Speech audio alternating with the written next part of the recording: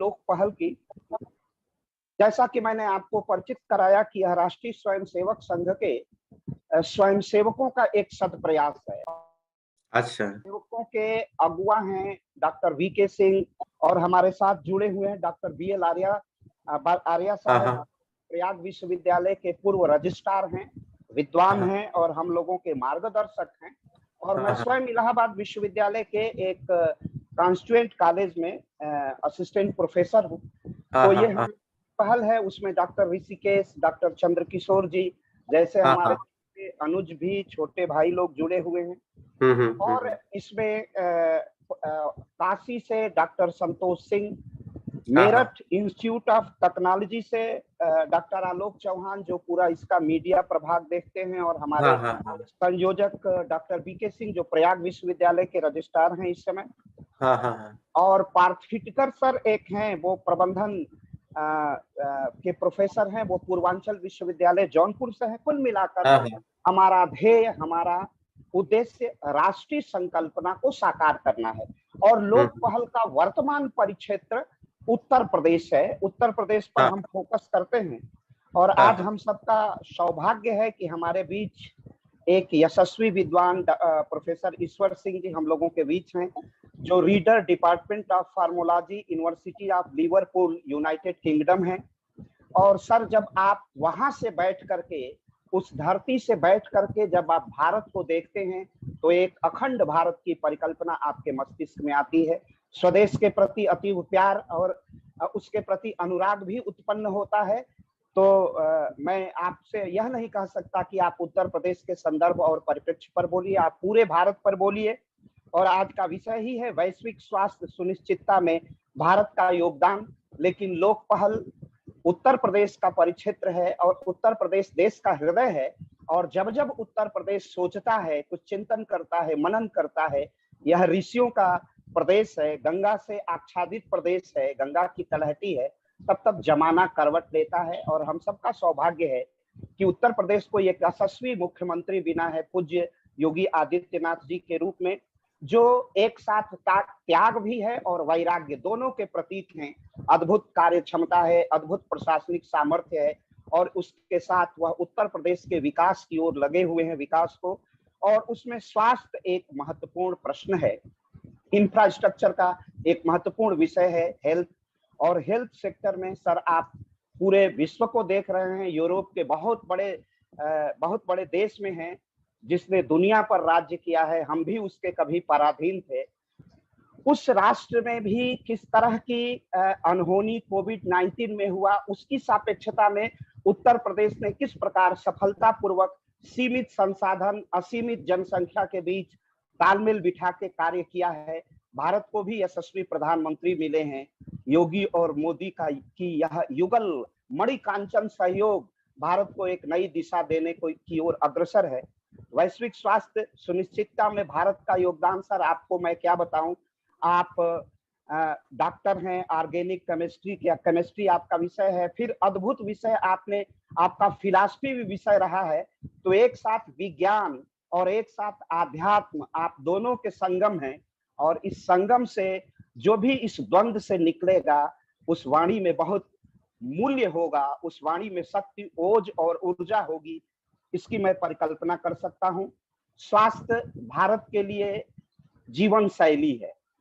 ऋग्वेद हमारी संहिताओं में, ऋग्वेद संहिता, सामवेद संहिता, अथर्ववेद में आयुर्वेद की परिचर्चा है। तो हमारा पूरा जीवन शैली ही आयुर्वेदमय है, वेदमय है। संस्कृति और सभ्यता का जो उत्कर्ष है, उसमें ही हम स्वास्थ्य को समाहित कर लेते हैं। स्वास्थ्य हमसे पृथक है नहीं। भूखे को भोजन देना भारत की संस्कृति है, कम खाना प्रकृति है। तो इस जो सांस्कृतिक ध्येय निष्ठा है, इसके प्रति आपका पाथेय प्राप्त होगा। भारत की परिकल्पना करते ही इसके अतीत का गौरव हमारे सामने स्पंदित होता है। हम कभी विश्व गुरु थे, आज उसी परिकल्पना को साकार करने के लिए फिर लोक पहल जैसे अनेक संगठन जो राष्ट्रीय भावधारा के हैं, वो निरंतर प्रयासरत हैं। हमारी एक स्वस्थ परंपरा है कि हम लोक पहल में अपने आए हुए विशिष्ट अतिथि का परिचय भी प्रस्तुत करते हैं। तो मैं आज के परिचय के लिए आमंत्रित कर रहा हूं डॉक्टर ऋषिकेश जी को कि वो सर का विधिवत परिचय प्रस्तुत करें। डॉक्टर ऋषिकेश।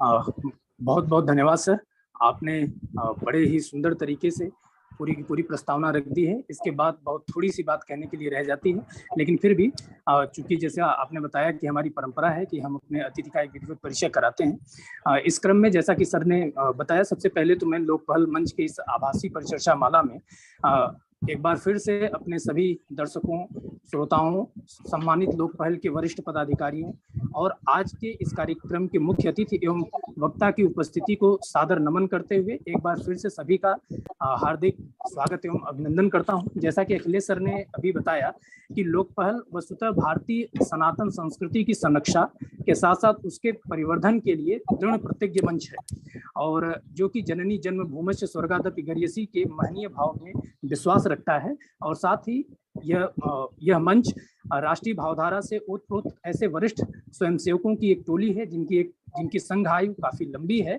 और जो स्वावलंबी, आत्मनिर्भर एवं स्वदेशी भारत के निर्माण की संकल्पना के लिए कटिबद्ध हैं। सर ने इस मंच से संबंधित सभी महत्वपूर्ण संरक्षकों, पदाधिकारियों सभी के नाम को बता ही दिया, मैं उसे पुनः दोहराना नहीं चाहूंगा। लेकिन इसी क्रम में आज का जो विषय है, जैसा कि सर ने बता ही दिया कि इस मंच के माध्यम से हम निरंतर हर एक सप्ताह एक महत्वपूर्ण एवं अति प्रासंगिक विषय को लेकर के, जो कि लोक कल्याणकारी मुद्दे से जुड़ा हुआ विषय होता है, हम एक परिचर्चा माला का आयोजन करते हैं जिसमें उस क्षेत्र के आधिकारिक विद्वान को हम सादर आमंत्रित करते हैं और उनके वक्तव्य को फिर हम तमाम सोशल मीडिया के माध्यमों से जनता के बीच में उसे पहुंचाते हैं। इसी कड़ी में आज हमने जो विषय उठाया है वो है वैश्विक स्वास्थ्य सुनिश्चितता में भारत का योगदान। और इस अत्यधिक प्रासंगिक एवं महत्वपूर्ण विषय पर आज परिचर्चा माला के इस अंक में हमने इस क्षेत्र के विशेषज्ञ एवं आधिकारिक विद्वान प्रोफेसर ईश्वर सिंह जी को, जो कि लिवरपूल विश्वविद्यालय से में कार्यरत हैं इस समय इंग्लैंड में, उनको हमने सादर आमंत्रित किया है। सर,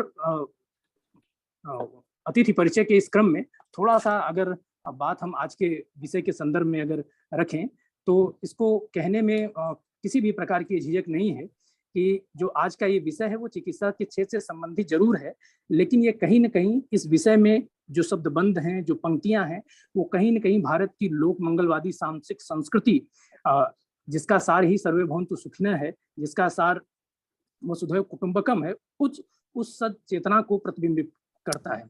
और इसके साथ साथ दूसरी ओर कोरोना जैसे विभीषक वैश्विक संकट के दौर में किस तरीके से भारत की अहमियत पूरे वैश्विक पटल पर उभर करके आई है, ये विषय इस बात को भी बताता है।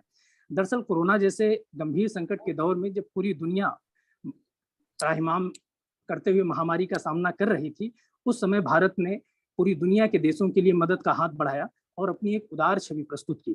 जब कोरोना महामारी अपने चरम पर थी, तब एक ऐसा समय आया जब अमेरिका, इजराइल, मलेशिया, यूरोप के कई देश, तुर्की आदि के द्वारा हाइड्रोक्सीक्लोरोक्विन, रेमडेसिवियर जैसी दवाओं की मांग बढ़ी और ऐसे मांग को भारत ने गंभीरता से लेते हुए तत्क्षण उसके लिए उपलब्धता सुनिश्चित कराई।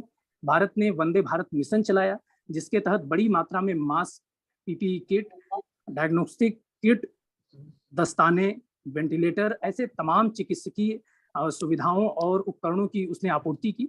और इसके साथ साथ उसने विश्व बंधुत्व और जो वैश्विक मानवतावाद का जो भारतीय पक्ष है उसको भी पूरी दुनिया के सामने रखा। आप सभी को याद होगा कि वैक्सीन मैत्री नाम की एक योजना उसी समय चलाई गई, जिसके तहत भारत ने बिना किसी अंतर के यूरोप, अमेरिका के साथ साथ जितने भी पड़ोसी देश हैं, जिसमें अफगानिस्तान, बांग्लादेश, भूटान, नेपाल, मालदीव, मॉरिशस, श्रीलंका जैसे तमाम जो पड़ोसी देश हैं, खाड़ी के देश हैं, उनको बिना किसी देरी के साथ यथाशक्ति वैक्सीन, दवाएं, तमाम प्रकार के चिकित्सकीय उपकरण को उपलब्ध कराया, जिससे कि एक वैश्विक प्रतिमान स्थापित हो सका। वैश्विक स्वास्थ्य की सुनिश्चितता में भारत आज भी जेनेटिक ड्रग इंडस्ट्री के माध्यम से पूरी दुनिया को न केवल एक सस्ता और उत्तम किफायती इलाज उपलब्ध कराता है, बल्कि इसी कारण वित्त वर्ष 2021 में भारत का जो ड्रग्स और फार्मास्यूटिकल निर्यात है वो 24.44 बिलियन डॉलर के आसपास रहा। और इसने इस बात को निर्धारित किया कि भारत आज दुनिया में चिकित्सा वस्तुओं का 12वां सबसे बड़ा निर्यातक देश है। और यही कारण है कि संघाई सहयोग संगठन के महासचिव व्लादिमीर नोरोजी ने कहा कि भारत अपने विशाल अनुभव और चिकित्सकीय अनुभव से, उसके गहन ज्ञान से के साथ कोविड-19 महामारी के प्रबंधन में दुनिया की फार्मेसी के तौर पर अहम भूमिका निभा रहा है।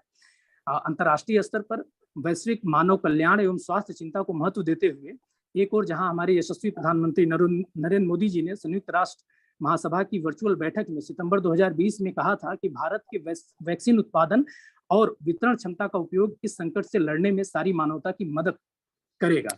इसके साथ साथ अगर अंतर्राष्ट्रीय स्तर के साथ साथ हम राष्ट्रीय स्तर पर अगर देखें तो जो हमारे कीर्तिशाली मुख्यमंत्री माननीय योगी आदित्यनाथ जी हैं, उनके द्वारा कोविड के दौर में जो रणनीति बना करके एक अभूतपूर्व प्रबंधन का काम किया गया, उसने पूरे अंतर्राष्ट्रीय स्तर पर एक बड़ा उदाहरण, एक बड़ी नजीर जो है वो प्रस्तुत की। इसी क्रम में बात को एक संक्षिप्त विषय परिचय के साथ साथ मैं अपने आज के अतिथि विद्वान वक्ता जो है प्रोफेसर ईश्वर सिंह जी के परिचय की तरफ आप लोगों को के परिचय से आपको थोड़ा परिचित कराना चाहूंगा कि वस्तुतः सर का जो बहुआयामी वक्तव्य आज का होगा वही उनका सही मामले में कहा जाए तो एक परिचय है। फिर भी हमारे मंच की एक औपचारिकता रही है कि हम बड़े ही विधिवत ढंग से अपने अतिथि का परिचय कराते हैं। तो इस क्रम में मैं आपको बताता चलूं कि सर की जो उच्च शिक्षा है या सर ने जो डॉक्टरेट उपाधि अर्जित की है वो दिल्ली विश्वविद्यालय से की है। Sir Max Planck institute Germany में विजिटिंग रिसर्च फेलो रहे हैं। सर हुम्बोल्ट विश्वविद्यालय जर्मनी से पोस्ट डॉक्टरल की उन्होंने उपाधि अर्जित की है। इसके साथ साथ NUI मेनूथ आयरलैंड और यूनिवर्सिटी ऑफ लिएसेस्टर इंग्लैंड से सर ने पोस्ट डॉक्टरल इन यूनिवर्सिटियों में sir post doctoral research associate रहे हैं। इसके साथ साथ सर ने लिंकन यूनिवर्सिटी इंग्लैंड में सीनियर लेक्चरर और रीडर के तौर पर अपनी सेवाएं दी हैं। वर्तमान समय में सर यूनिवर्सिटी ऑफ लिवरपूल में department of pharmacology and therapeutics and chemistry के रीडर पद पर कार्यरत हैं। Sir royal society of chemistry के मानद सदस्य भी हैं। इसके साथ साथ ऑर्गेनिक केमिस्ट्री ड्रग डिजाइन के क्षेत्र में सर का अनुभव लगभग 22 वर्षों से ज्यादा सालों का रहा है। सर के 77 के आसपास रिसर्च पेपर जो है वो पब्लिश हो चुके हैं। 26 से अधिक इंटरनेशनल कॉन्फ्रेंस के साथ साथ सर गूगल स्कॉलर का भी अहम हिस्सा रहे हैं। Future microbiology, pharmaceutical, future medicinal chemistry, infectious disease, chemical communication जैसे महत्वपूर्ण शोधपरक वैज्ञानिक क्षेत्र में सर का योगित योगदान न केवल उल्लेखनीय है बल्कि अत्यंत सराहनीय भी है। इसके अलावा सर ग्लोबल मीडिया इंगेजमेंट एवं प्रेजेंस में भी निरंतर सक्रिय रहते हैं, जिसमें आप observer, geographical magazine, China daily, the telegraph, ITV जैसे मंचों को, चैनलों को आप देख सकते हैं। इसके अतिरिक्त BBC लुक नॉट TV के साथ सर का जो किया गया कार्यक्रम है विभिन्न विषयों के ऊपर, वह महत्वपूर्ण रूप से उल्लेखनीय है। सर आप जैसी विभूति को आमंत्रित करके लोकपाल अपने को गौरवान्वित महसूस कर रहा है और बिना किसी देरी के आपके पाथे को प्राप्त करने के लिए मैं आपके विधिवत आमंत्रण हेतु पुनः डॉक्टर अखिलेश त्रिपाठी सर को आमंत्रित करता हूं। Doctor Akhilesh Tripathi sir. बहुत बहुत धन्यवाद ऋषि जी। हम लोग प्रोफेसर ईश्वर सिंह को सुनेंगे। ईश्वर सिंह की विशेषता इस बात में है कि आप प्राच्य को भी देख रहे हैं और पाश्चात्य को भी देख रहे हैं और भारत की जीवन शैली को भी देख रहे हैं। एक अभिनव दृष्टि से भारत का अतीत कैसा था और भारत की स्वास्थ्य में क्या योगदान है, क्या भूमिका है, उसको रेखांकित करने का इससे बड़ा उपयुक्त कोई व्यक्तित्व तो नहीं हो सकता है। मैं बड़े समादर के साथ आज के मंच पर प्रोफेसर ईश्वर सिंह को आज के पाठ्य के लिए आमंत्रित करता हूं। सर आप अपना उद्बोधन प्रारंभ करें। सबसे पहले मैं सभी को जो है बहुत बहुत धन्यवाद, अखिलेश जी को, ऋषि जी को, चंद किशोर जी को और टीम लोकपाल को। तो मैं सबको बहुत बहुत धन्यवाद। आप बहुत अच्छा कार्य कर रहे हैं। तो मैं कोशिश करूंगा अपनी तरफ से जितना बता पाऊं, पर ऐसा है कुछ टेक्निकल टर्म्स अगर इंग्लिश में हो तो आप क्वेश्चन पूछने से झिझकना मत, प्रश्न जरूर पूछ लेना, है ना।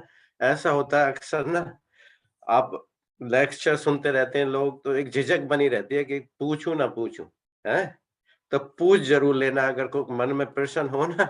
मैं कोशिश करूंगा बताऊंगा सब हिंदी में ही, पर कुछ डाटा इंग्लिश में भी होएगा, है ना, इसलिए। तो मैं अभी स्लाइड्स शेयर करने के लिए 1 मिनट अभी देखता हूँ इसका।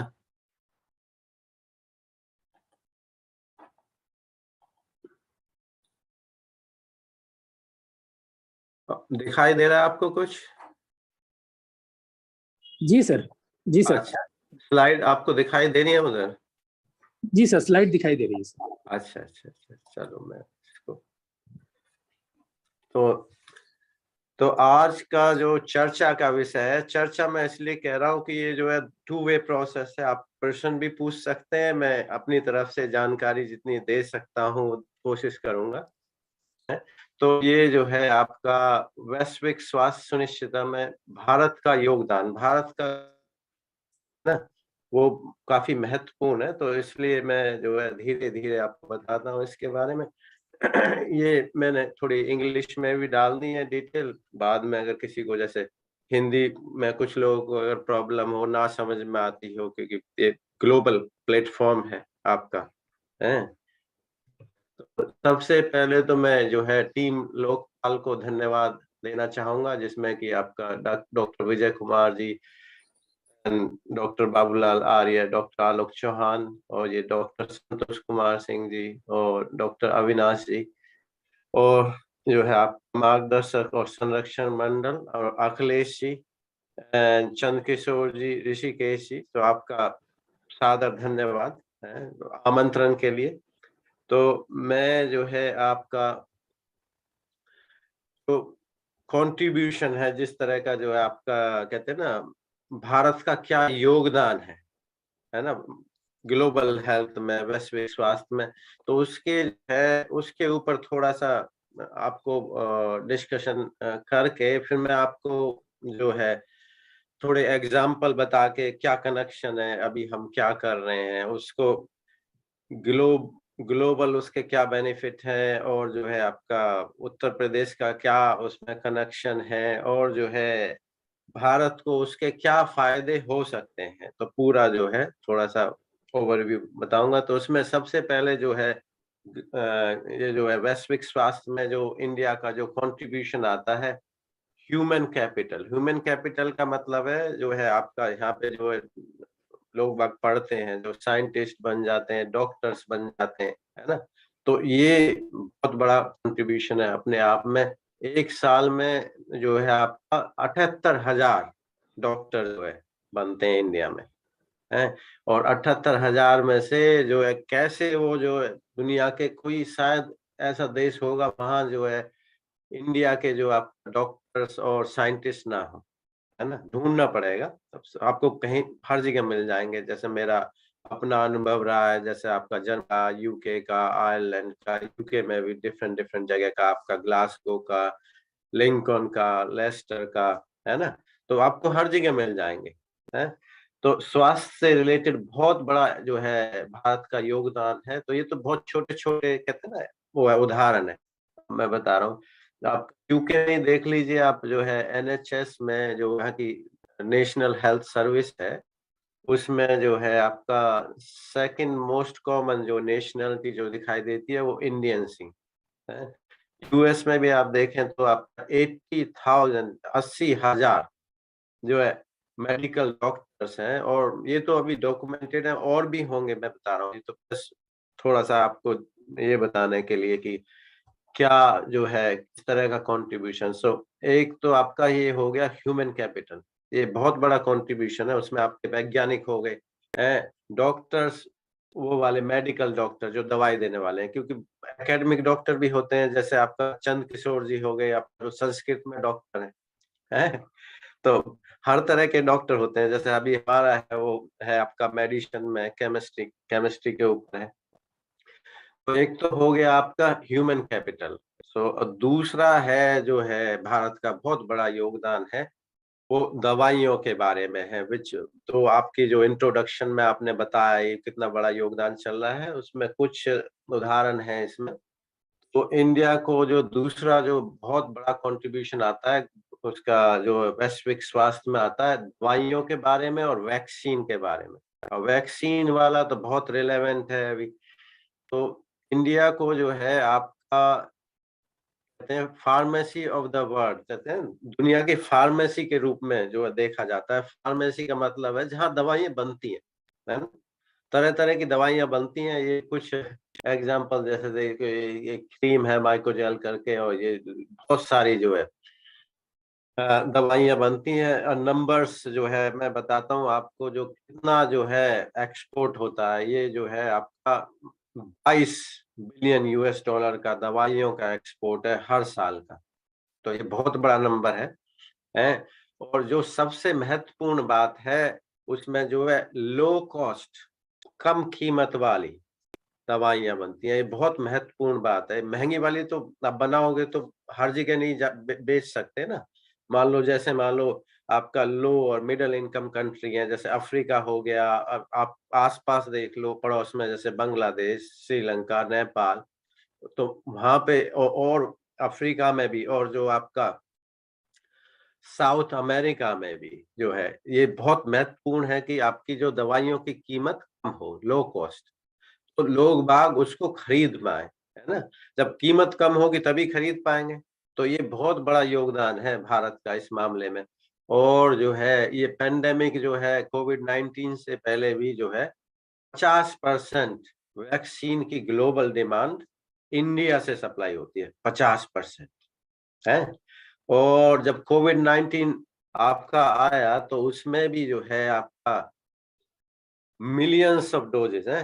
आप कैलकुलेट कर लेना लाख्स में, मेरे पास डाटा मिलियंस में, तो मैं थोड़ा मिलियंस में बता रहा हूँ। तो मिलियंस ऑफ डोजेज जो है भारत ने जो है भिन्न भिन्न प्रकार से, जैसे भी जिसकी क्षमता के अनुसार, जिनके पास पैसे नहीं है उनको डोनेशन से दे दी है, जिनके पास पैसे हैं उनसे कम प्राइस में दे दी। और जो वर्ल्ड हेल्थ ऑर्गेनाइजेशन का प्रोग्राम है उसमें भी जो है उन्होंने कंट्रीब्यूट किया। तो वो क्यों कंट्रीब्यूट कर पाए? क्योंकि वहां पे कैपेसिटी, इतनी कैपेसिटी थी कि बड़े स्केल पे बनाई जा सकती हैं। उसमें जो है आपका, आपने देखा ही होगा समाचारों में या अखबारों में जो है सीरम इंस्टीट्यूट ऑफ इंडिया का नाम बार बार पढ़ा होगा वहां पे, और भारत बायोटेक के बारे में। ये तो हो गया बाहर की तरफ। अब जो है इंडिया के अंदर भी बहुत बड़ा योगदान है कि आप जनसंख्या के हिसाब से देखिए 1.3 बिलियन लोगों के लिए जो वैक्सीन प्रोड्यूस करना है ना, दवाइयाँ बनाना, तो ये अपना दूसरा बहुत बड़ा योगदान भारत का। एक तो भाई ये हो गया जो बाहर भेजने वाला है, और ये अंदर वाला है जो देश के अंदर ही जो उपयोग होता है। तो ये जो है आपका दो तरह के कंट्रीब्यूशन हो गए इंडिया के। एक तो जो ह्यूमन कैपिटल वाला, दूसरा है आपका इसमें जो है मेडिसिन्स और वैक्सीन वैक्सीन वाला है। और कोविड के ऊपर जब नाम आ ही गया है तो मैं यहाँ पे जो है आपका जानकारी लेता रहता हूँ भिन्न भिन्न जो है आपका सोर्सेस से, है ना। जैसे बात होती है क्या किस तरह के प्रोग्राम चल रहे हैं आपका उत्तर प्रदेश में, और जो है आपका इंडिया में। तो ये यहाँ पे आपका ये जो कंट्रीब्यूशन है ये कोविड-19 के यूपी गवर्नमेंट के हैं, जो है माननीय मुख्यमंत्री जी जो है आपके योगी आदित्यनाथ जी, और जो है माननीय प्रधानमंत्री नरेंद्र मोदी जी। तो बहुत अच्छा जो है कंट्रीब्यूशन रहा है। तो आपका फ्री कोविड-19 की टेस्टिंग, और जो है आपका मुफ्त में जो है आपका वैक्सीनेशन कोविड-19 के 1, 2 और बूस्टर डोज हैं। और उसके बाद जो है सेंटर उसकी जो कहते हैं ना उपलब्धता, अब फ्री तो उपलब्ध हो गया, आप एक जगह करा दो, 2 जगह करा दो, उसका डिस्ट्रीब्यूशन कहते हैं बहुत ज़रूरी है कि बड़े स्केल पे हो।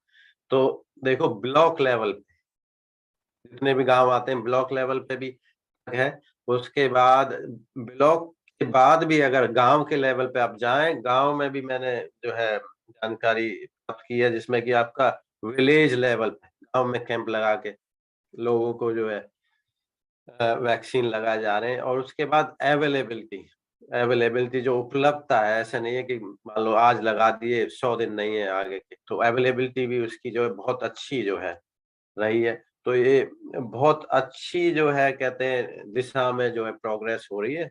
और उसमें एक और एग्जाम्पल है जो मैंने इसमें अभी लिखा नहीं है, मैं आपको वैसे ही बता देता हूँ जो है 0% जो है टॉलरेंस उसके आपका भ्रष्टाचार के खिलाफ। तो उसमें मैं एक आपको उदाहरण दूंगा, उसमें जो अभी टीजीटी पीजीटी की अभी रिसेंटली भर्ती हुई थी 2021 में, उसमें जो है लोगों को 5 महीने के अंदर एग्जाम देने के बाद जो नियुक्ति पत्र मिल गए, और उसमें एक भी पैसा जो है उनका लगा नहीं। तो उसका लोगों से सीधी बात करने के बाद मैं बता रहा हूँ आपको, जिसका जो है अपॉइंटमेंट हुआ है ना, तो वो बहुत अच्छी डायरेक्शन में जा रहे हैं। इस तरह की और जो है मैं चाहूंगा कि जो है जो भी है आपका उत्तर प्रदेश सरकार और जो है भारत में जो केंद्र की सरकार जो है उस दिशा में आगे बढ़ती रहे। और एक और स्कीम का मैं उदाहरण आपको देना चाहूंगा, ये आयुष्मान भारत की भी बहुत अच्छी स्कीम मैं पढ़ रहा था, उसके बारे में जो ये हेल्थ इंश्योरेंस जो कवर करती है लोगों का जिनके पास जो है कम पैसा है, जिनकी इनकम कम है। और ये बहुत महत्वपूर्ण स्कीम है, ये 50 करोड़ जो भारतीयों को कवर करती है, जिसमें कि आपका 5 लाख तक का जो है कवर हर परिवार तक आता है। क्योंकि पहले क्या होता था इस कवर के बिना, जैसे मान लो आपके जो लो इनकम वाले जो परिवार हैं उन पे बहुत ज्यादा जो है कहते हैं उन्होंने पैसे बचाए थे, बीमारी में लग गए। अब जो पैसे बचाए हो तो इस कवरेज के बाद जो है उन्हें जो जिस चीज के लिए पैसे बचाए हो वो उस तरह का काम कर सकते हैं। तो ये बहुत अच्छी योजना है। यहाँ पे मैंने कुछ ही उदाहरण आपके इंक्लूड किए हैं, ये उदाहरण यहीं तक सीमित नहीं है, और बहुत हैं।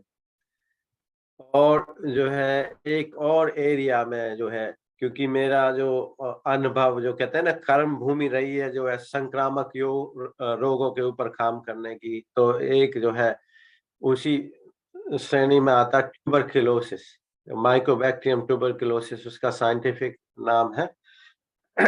तो इसमें क्या होता है, ये दुनिया में हर साल 10.4 मिलियन लोगों को प्रभावित करता है, और उसमें से 1.5 मिलियन लोग मर जाते हैं। तो ये जो है इसकी जो है कहते हैं ना डेथ रेट कोविड से भी ज्यादा है। और ये जो है वर्ल्ड हेल्थ ऑर्गेनाइजेशन की जो है हाई प्रायोरिटी जो लिस्ट होती है जिसके अगेंस्ट जो दवाइयां बननी चाहिए, है ना। तो और उसमें क्या होता है जो है कम से कम जो किसी को अगर इन्फेक्शन हो तो 6 महीने की तो कम से कम दवाई जो खानी पड़ती है। कुछ केसेस में अगर रेजिस्टेंस वाला होता है तो 2 साल तक खानी पड़ती है, और रोजाना खानी पड़ती है। और मैं क्यों बता रहा हूँ, मैं इसलिए बता रहा हूँ कि आपको एक स्कीम में उदाहरण दूंगा, तो इसलिए जरूरी है कि उसकी बैकग्राउंड थोड़ा सा समझ लें। तो उसमें जो है आपका यहाँ उत्तर प्रदेश सरकार का और जो इंडिया केंद्र सरकार की जो स्कीम है जो टीबी को रोकने के लिए टैकल करने के लिए इंडिया में, एक तो फ्री टेस्टिंग है और फ्री ट्रीटमेंट जो है मुफ्त में जो इलाज है, और उसकी दवाइयां भी मुफ्त है। और जो इसमें जो बहुत महत्वपूर्ण जो है वो है पॉइंट है, मैं हाईलाइट करना चाहूंगा, ये दवाइयां काफी महंगी है ना, इनको इतना आसान नहीं है किसी भी सरकार के लिए। तो ये बहुत महत्वपूर्ण है। और जो है सरकार जो है न्यूट्रिशनल सपोर्ट भी देती है लोग जिनको टीबी हो गई है। और ये जो है ये सारी जो योजना है ये बहुत महत्वपूर्ण है स्वास्थ्य के बारे में। और टीबी के ऊपर हमारा भी काम है, मैं आपको बताऊंगा बाद में थोड़ा। तो ट्यूबरक्लोसिस जो है आपका टीबी का एग्जाम्पल ये मैं देना चाहता हूँ। तो अब मैं थोड़ा सा अपना कनेक्शन बताऊंगा कि मेरा क्या कनेक्शन है हेल्थ केयर से ना। और हिंदी में जो है ये इन्फेक्शियस डिजीज को आप संक्रामक रोग ये जो है आपका बैक्टीरियल हो गए, वायरल हो गए। वायरल तो अब सबको लोग जानते हैं, कोविड-19 की वजह से जान गए हैं। और एंटी फंगल हो गए, वो ब्लैक फंगस वाला और बहुत एंटी फंगल जो बीमारी होती है।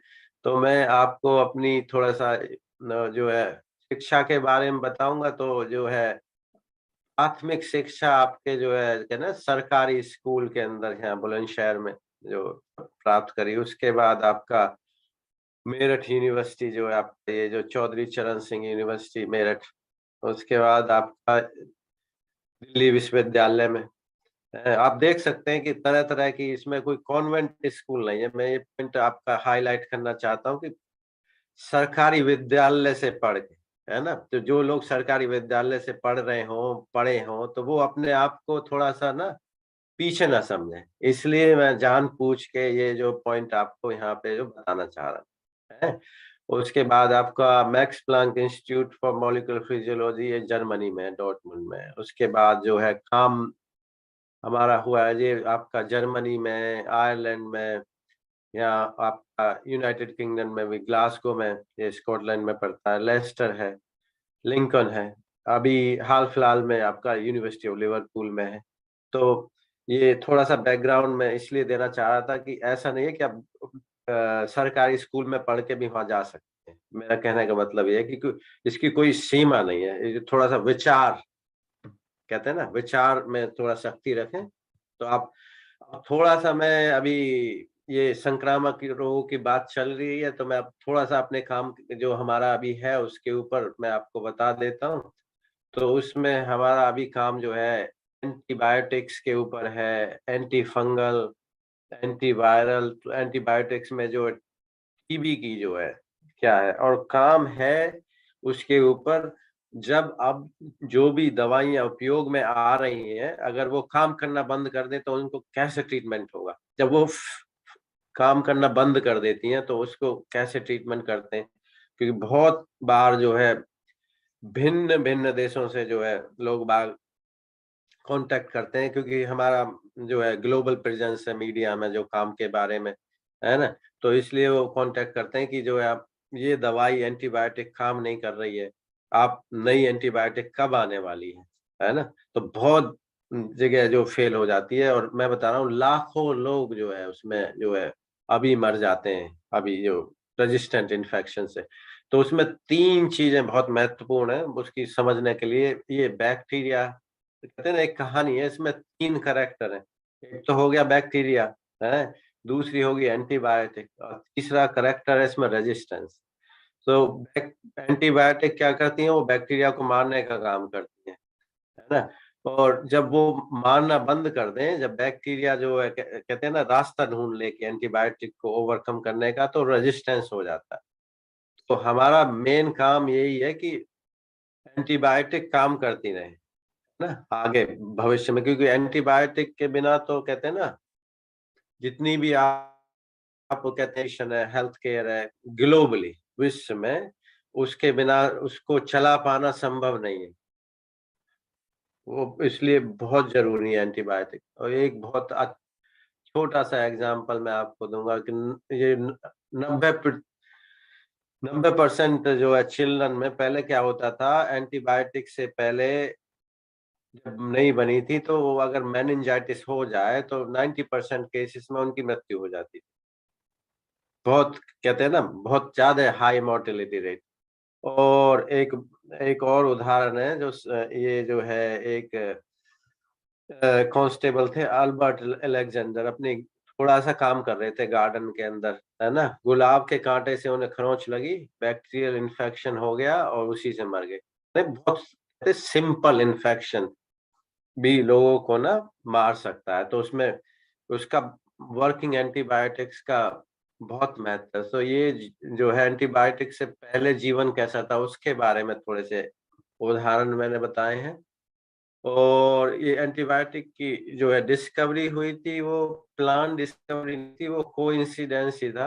और उसमें कोइंसिडेंस क्या था कि जो है अलेक्जेंडर फ्लेमिंग जो है अपनी लैब में ना वो बैटरी डिश थी उसको साफ करना भूल गए थे। जब छुट्टी गए तो उसके बाद आए तो उन्हें पता लगा कि ये तो बैटरी डिश में कुछ ऐसा गिरोह हो रहा है जो बैक्टीरिया को मार रहा है। उसको वहां से लेके 1928 से लेके 1942 तक का टाइम लगा निकालने में, रिफाइन करने में, है ना, उसका अमाउंट बनाया, पेनिसिलिन जो थी वो। तो अभी समस्या क्या है, पेनिसिलिन जो है हमेशा काम नहीं करती, कुछ केसेस में काम करना बंद कर जाती है, जिसकी वजह से जो है अभी दुनिया में, पूरी दुनिया में लाखों लोग हर साल मर जाते हैं। तो तो ये जो है रेजिस्टेंस की जो है प्रॉब्लम है, जब एंटीबायोटिक काम करना बंद कर, इसको रेजिस्टेंस कहते हैं, बैक्टीरियल रेजिस्टेंस। तो उसको लेके ही हमारा काम है ज्यादातर, जो सारा उसी के ऊपर है।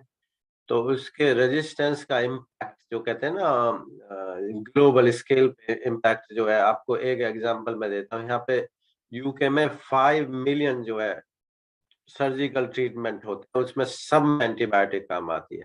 और यूके तो ग्लोब के हिसाब से जो है, साइज के हिसाब से बहुत छोटा है। ऐसे ही आप इंडिया के बारे में सोचो, वहां पे कितने होंगे। तो उन सब में जो है एंटीबायोटिक का उपयोग है। और उसमें जो है अभी जो है डाटा जो उपलब्ध है, उसमें जो है आपका 10 मिलियन लोग हर साल अगर वर्किंग एंटीबायोटिक ना हो, आगे जो है ये 10 मिलियन तो बहुत कम ही नंबर है। वैसे सच्चाई में ज्यादा लोग होते हैं जो इन पे प्रभाव होता है, जो मर जाते हैं। तो अभी हम क्या कर रहे हैं, इसमें जो है हम नई एंटीबायोटिक प्लेटफॉर्म बना रहे हैं। और उसमें जो है ये एंटीबायोटिक का नाम है टैक्सियोबैक्टीन। आप गूगल में सर्च करके देखेंगे, डालेंगे तो निकल आएगा, इसमें हाँ, मिल जाएगा आपको। तो बहुत नई नई एंटीबायोटिक है ये, जो है 2015 में मिट्टी में से निकाली गई है ना। और इसके ऊपर थोड़ा सा छोटा सा एक वीडियो मैं दिखा देता हूँ, जो बीबीसी के ऊपर है हमारा। और हमारा जो काम है इसमें, ये तो मिट्टी में से निकली है। मिट्टी और जो है ह्यूमंस कहते हैं ना, मनुष्य के शरीर में तो बहुत अंतर है। तो हम अभी यही कोशिश कर रहे हैं कि इसको सूटेबल मेडिसिन कैसे बना सकें कि जो मनुष्य में यूज हो सके। ये एक वीडियो में अभी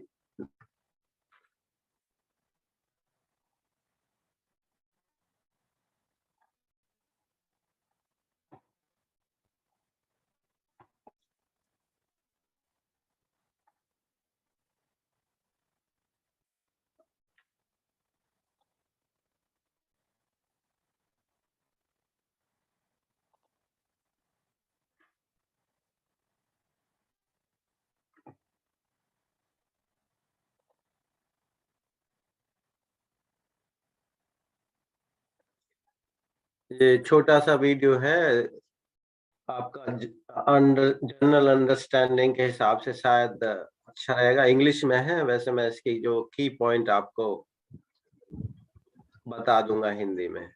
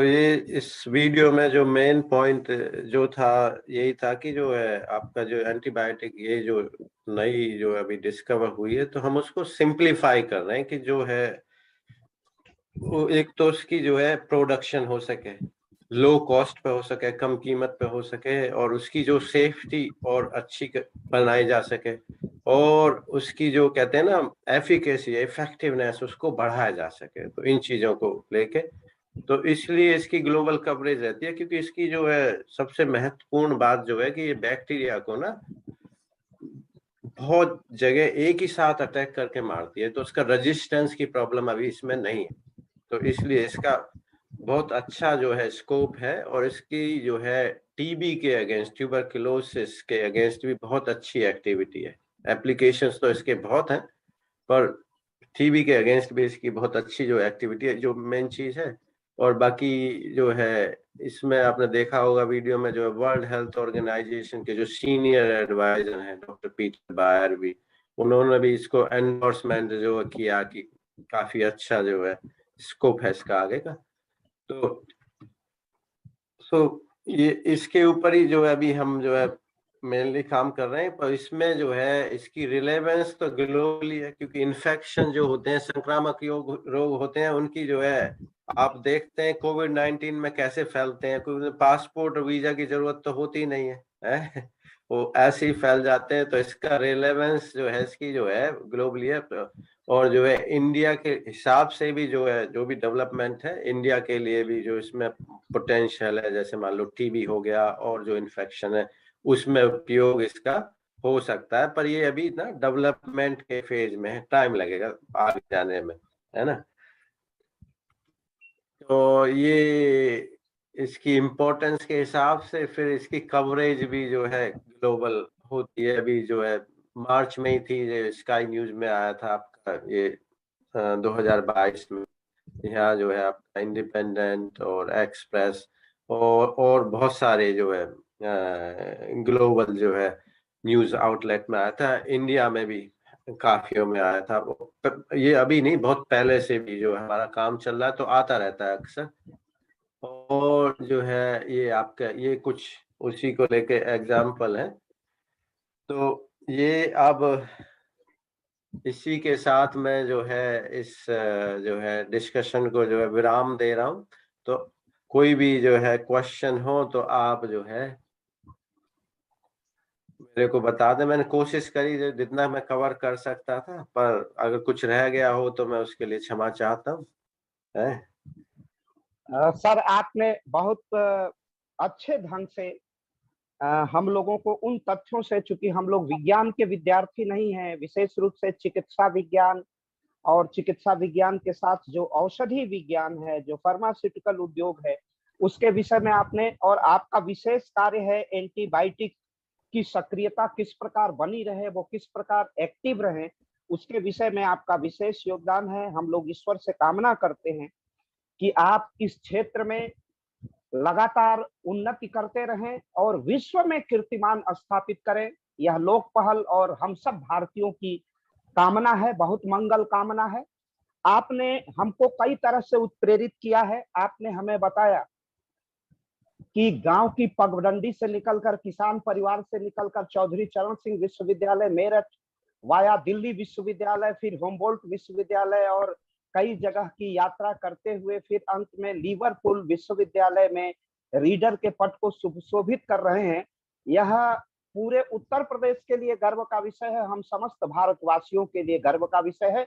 हम समस्त भारतवासी प्रोफेसर ईश्वर सिंह पर गर्व कर रहा है कि हमारे माटी का बेटा, हमारा लाल, हमारा भाई आज विश्व में कीर्तिमान स्थापित कर रहा है। और किस तरह उसमें अनुराग है अपने भारत, भारतीयता और संस्कृति के प्रति, इतनी सूक्ष्म दृष्टि कि भारत ने किस प्रकार फ्री वैक्सीनेशन कराया है। ट्यूबरक्लोसिस पर आपने जो प्रस्तुत किया अपना आंकड़ा, इसके हिसाब से मौतों का आंकड़ा कैसे होगा। कैंसर पर आपने कहा कि $10 बिलियन 2050 तक हो जाएगा। यह सारा जो चित्र आपने प्रस्तुत किया है वह अद्भुत है, अपूर्व है, और उसमें जो भारतीयता का मिश्रण है, एक भारतीय मन की जो पीड़ा है, जो व्यथा है, और उसको बिल्कुल वसुधैव कुटुंबकम पूरे विश्व की जो राष्ट्रीयता को अंतरराष्ट्रीयता में परिवर्तित कर देने की सामर्थ्य है, वह कोई प्रोफेसर ईश्वर सिंह ही कर सकता है। वह भारत का ही लाल कोई कर सकता है, भारत का ही पुत्र कर सकता है। आपके इस यशस्वी व्याख्यान के लिए आपने गागर में सागर कर दिया है। आपने बिल्कुल छोटे से संक्षिप्त, तार्किक, बहुत लॉजिकल, रिलेवेंट अपने आख्यान में हम सबको बहुत ही संतुष्ट किया है। मैंने विद्यार्थियों से प्रश्न आमंत्रित किए थे, किसी विद्यार्थी की कोई जिज्ञासा नहीं है, सभी आपसे चिपके रहे हैं, स्क्रीन से आपके शब्द शब्द को अपने मस्तिष्क में उतार रहे थे। आपका बहुत बहुत आभार, आपका बहुत बहुत धन्यवाद। और मैं डॉक्टर चंद्रकिशोर जी को आमंत्रित करूंगा कि आज सर का विधिवत रूप से लोक पहल के तरफ से अपनी ओर से विधिवत धन्यवाद ज्ञापित करें, अपनी कृतज्ञता करें और सर से निवेदन करें कि हम जब भारतवासी अपने भारत पुत्र को, अपनी धरती पुत्र को आमंत्रित करेंगे तो अभी हम अपने पाथेय से, अपने उद्बोधन से हमें अभिसिंचित करेंगे। डॉक्टर चंद्रकिशोर जी। जी सर, धन्यवाद सर। अखिलेश सर, धन्यवाद आपका। तो आज हमारे मध्य में उपस्थित थे, अभी आप सुन रहे थे डॉक्टर ईश्वर सिंह को। सर से अभी हम लोग कुछ दिन पहले मुलाकात हुई और सर से मेरी बात होती रहती है। सर को बड़ा प्यार है भारत से। अभी कुछ दिन पहले हमारे देश में सर बताना चाहूंगा, जब चुनावी प्रक्रिया चल रही थी कुछ महीने पहले, तो सर मुझे फोन करते थे, जब भी उन्हें समय मिलता तो पूछते थे चंद्रकिशोर जी क्या चल रहा है। तो उनकी जिज्ञासा रहती थी कि जब उन्हें पता है कि एक मजबूत सरकार होती है तो मजबूत सरकार का संदेश बहुत दूर तक जाता है। और सर का बड़ा लगाव रहता है, बड़ा छोटी छोटी चीजों को वो मुझे जानने के प्रयास करते हैं, क्या चुनाव में कैसे क्या कहाँ जा रहा है, क्योंकि वो देखते हैं और मुझसे कहते हैं कि जब भी देश में कोई मजबूत सरकार होती है और सरकार का परिप्रेक्ष्य ये होता है कि संदेश बहुत दूर तक जाता है। और अभी जस्ट सर भारत आए हुए थे, अभी इंग्लैंड में ही है, और उसी दिन ब्रिटिश के जो प्रधानमंत्री हैं वो भी यहाँ आए हुए थे।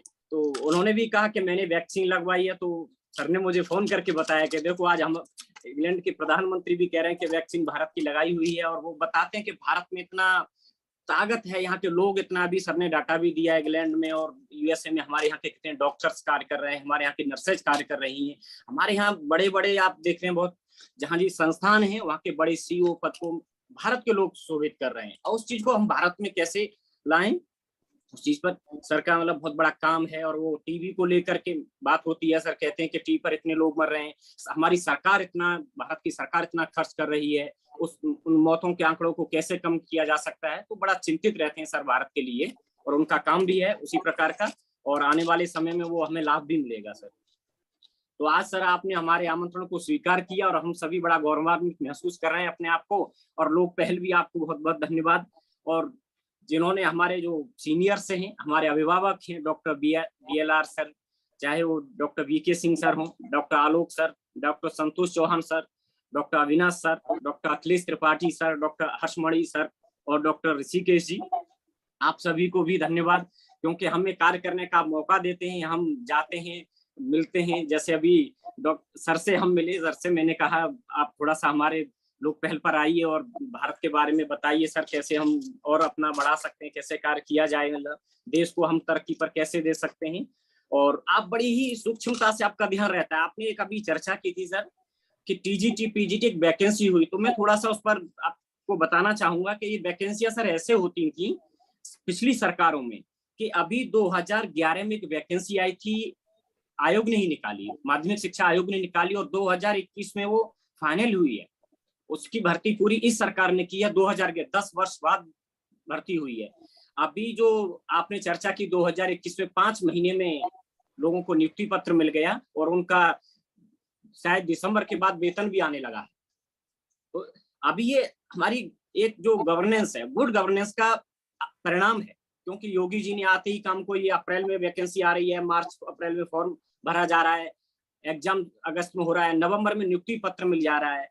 और पिछली सरकारों में अभी ये TGT हुआ, एक LT ग्रेड की वैकेंसी 4600 ग्रेड पे की बड़ी वैकेंसी होती थी सर। मैं आपको बताना चाहूंगा कि 4600 ग्रेड पे की वैकेंसी को केवल परसेंट के आधार पर उसको किया जाता था, वो भी एक जिला और मंडल वहां मेरिट बनती थी, उसके रिजल्ट 3-3 बार आते थे।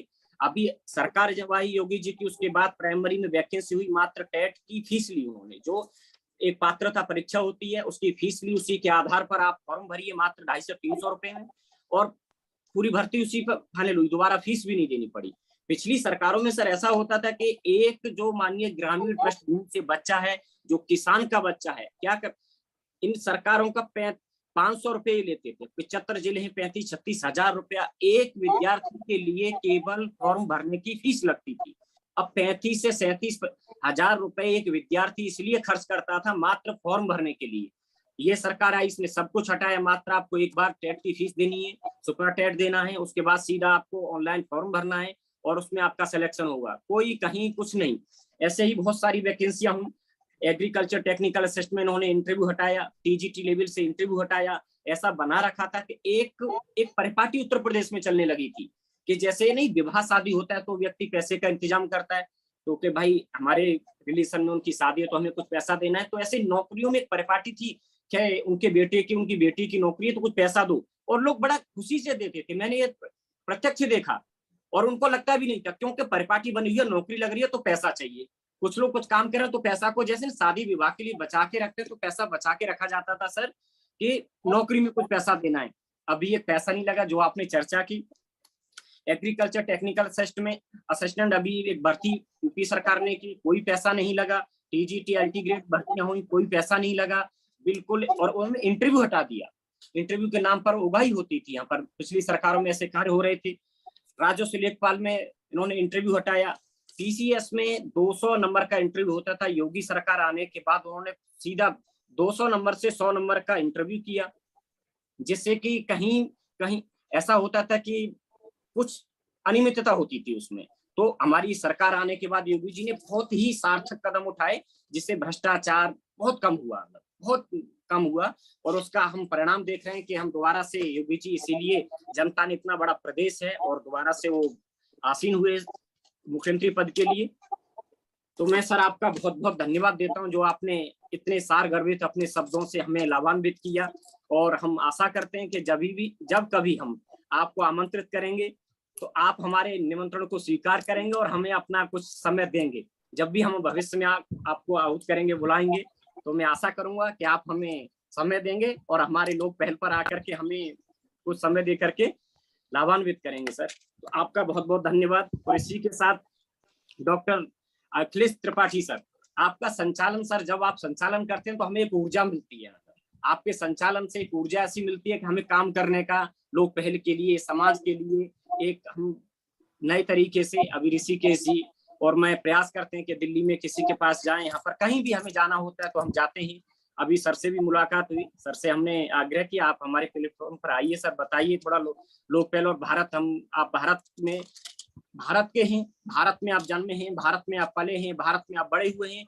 भारत को विश्व किस प्रकार से देख रहा है आज की दृष्टि में, क्योंकि वो आपसे अच्छा, अब हम यहाँ पर बैठे, वहां से हम नहीं देख सकते, क्योंकि आप यूरोप से आप हमें देख रहे हैं, वहां पर हमें कैसे लोग देख रहे हैं। तो उसी के परिप्रेक्ष्य में हम जानना चाहते थे हमारी सरकार कैसा काम कर रही है, वहां पर कैसा माहौल है हमारे प्रति। तो आपसे बात होती रहती है, और आप, मुझे बड़ा खुशी है कि एक हमारे संघ के बहुत ही वरिष्ठ सोहन सिंह जी वरिष्ठ कार्यकर्ता थे, अभी उनकी बरसी थी, तो उसी पर मोहन भागवत जी, हमारे भारत के यशस्वी प्रधानमंत्री नरेंद्र मोदी जी, जेपी नड्डा साहब, सभी ने श्रद्धांजलि कार्यक्रम में वो सम्मिलित हुए थे। और मुझे बड़ा खुशी है इस बात की कि वो आपके दादाजी थे और आपके गांव के थे, और आपके गांव में जब जाते हैं सर, सोहन सिंह द्वार बना है, तो आप तो एक संघ परिवार के, मतलब वो उस बगिया के फूल हैं। सोहन सिंह जी एक बहुत बड़ा नाम रहे, संघ के कार्यकर्ता रहे, जिनको अभी इनके ऊपर मोहन भागवत जी ने एक लेख भी लिखा था कुछ दिन पहले ही।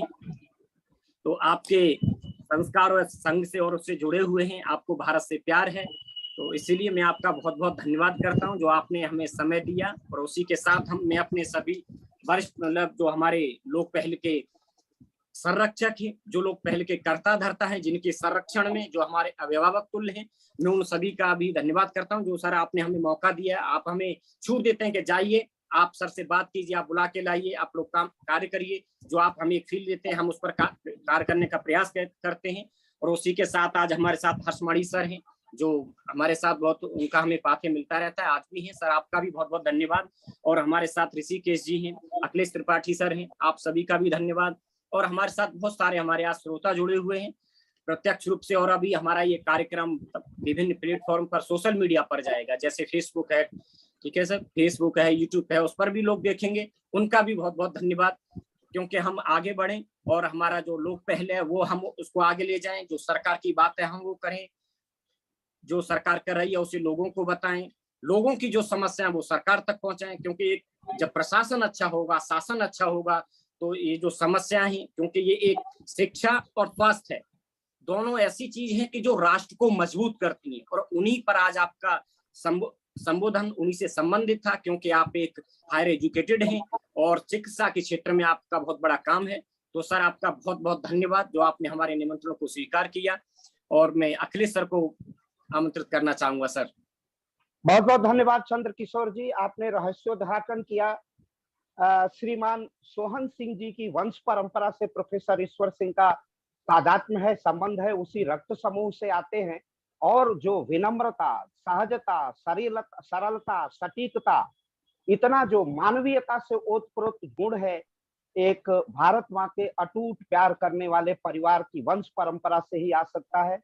मैं आपकी सरलता को प्रणाम करता हूं और कामना करता हूं कि भारत के इस वरद पुत्र के, सरस्वती को, इस वरद पुत्र को निश्चित रूप से विश्व का नोबेल पुरस्कार मिले चिकित्सा विज्ञान के क्षेत्र में।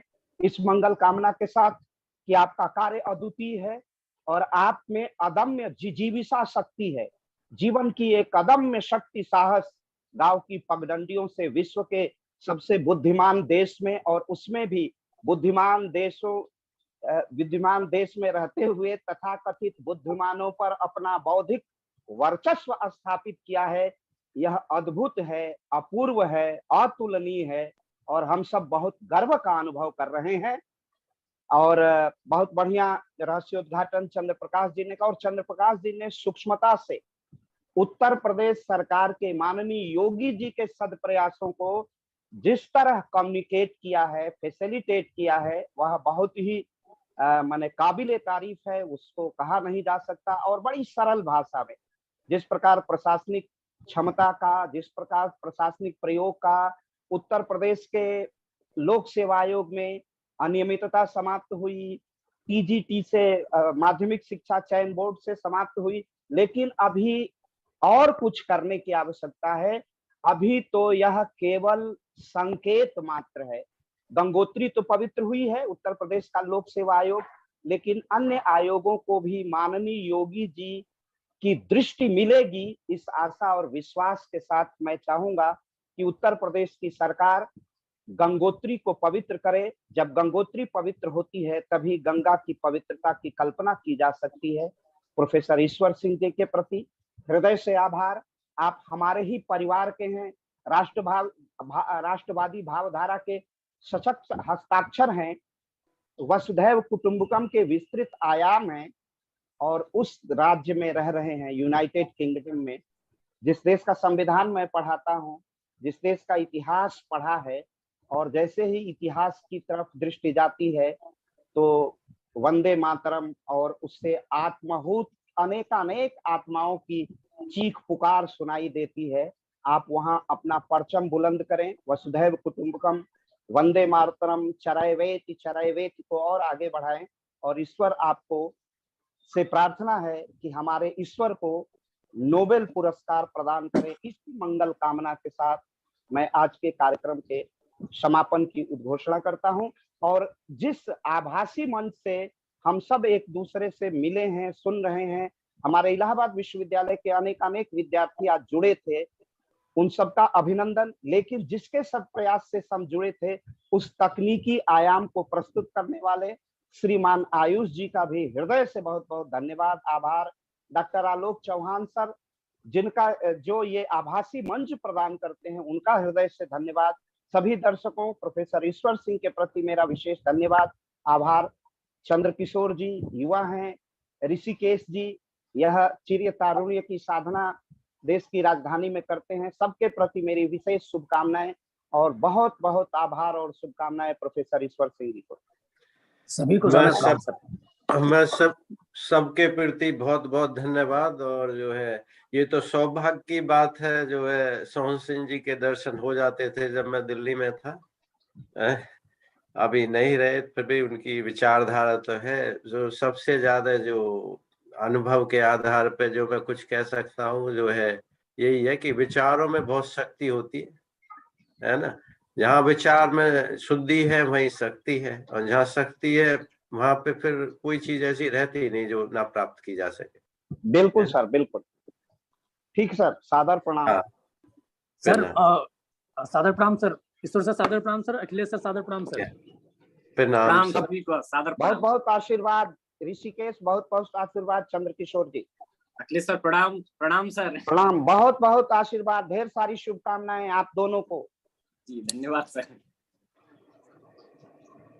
आयुष जी, अब आप कार्यक्रम समाप्त कर सकते हैं। Okay sir, okay.